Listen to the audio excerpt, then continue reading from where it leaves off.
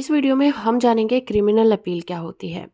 दोस्तों, जब भी कहीं पर कोई क्राइम होता है तो उस क्राइम के लिए किसी न किसी व्यक्ति को दोषी ठहराया जाता है, जिसे हम अक्यूज़ कहते हैं। और कोर्ट में ट्रायल स्टार्ट होने के बाद जब कोर्ट उन सभी एविडेंस और सर्कमस्टेंसेस से कन्विंस हो जाती है कि हाँ, इसी अक्यूज्ड पर्सन ने ही वो पर्टिकुलर क्राइम किया है, तो उसी को दोषी मान लिया जाता है और उसे सज़ा सुना दी जाती है। तो निचली अदालत के द्वारा जब किसी भी आरोपी व्यक्ति को सज़ा सुना दी जाती है, तो उस आरोपी व्यक्ति को कुछ राइट्स मिलते हैं और वो राइट होता है क्रिमिनल अपील करने का। उसे ये अधिकार दिया जाता है कि वो हायर कोर्ट में जाकर उस सज़ा के खिलाफ क्रिमिनल अपील कर सके। तो आइए जानते हैं कि क्रिमिनल अपील के बारे में क्या-क्या इम्पोर्टेंट फैक्ट होते हैं। तो सबसे पहले समझते हैं कि अपील का पर्पस क्या होता है।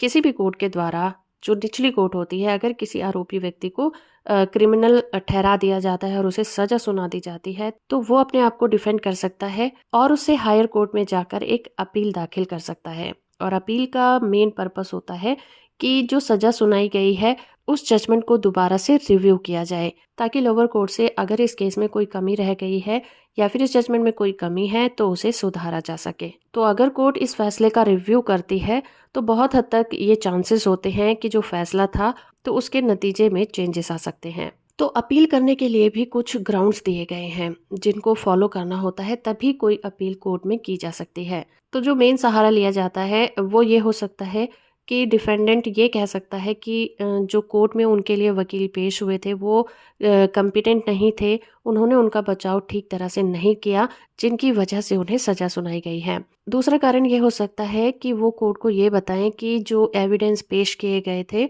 उनको कोर्ट ने सही से एग्जामिन नहीं किया, या फिर उनके पक्ष में जो एविडेंस थे उन्हें पेश करने की इजाज़त ही नहीं मिली थी, जिसकी वजह से उन्हें सज़ा सुनाई गई।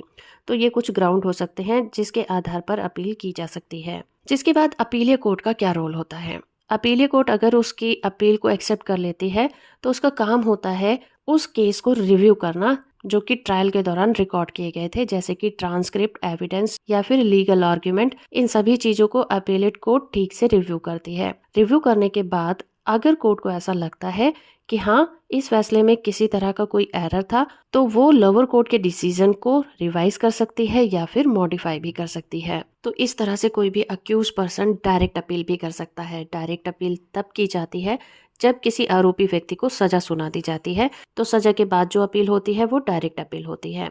या फिर पोस्ट कन्विक्शन अपील भी की जा सकती है, जो कि तब फाइल की जाती है जब ऐसा महसूस हो कि कहीं पर कानून का उल्लंघन हुआ है या फिर उस केस के रिगार्डिंग नए एविडेंस मिल गए हैं, जिससे केस में एक नया मोड़ आ सकता है, तो वहां पर पोस्ट कन्विक्शन अपील भी की जा सकती है।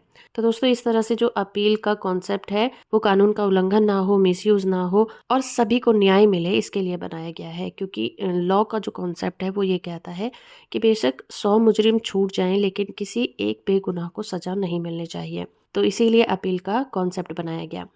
तो होप फ्रेंड कि ये वीडियो आपको इन्फॉर्मेटिव लगी होगी। वीडियो को लाइक और चैनल को सब्सक्राइब करना बिल्कुल मत भूलिएगा।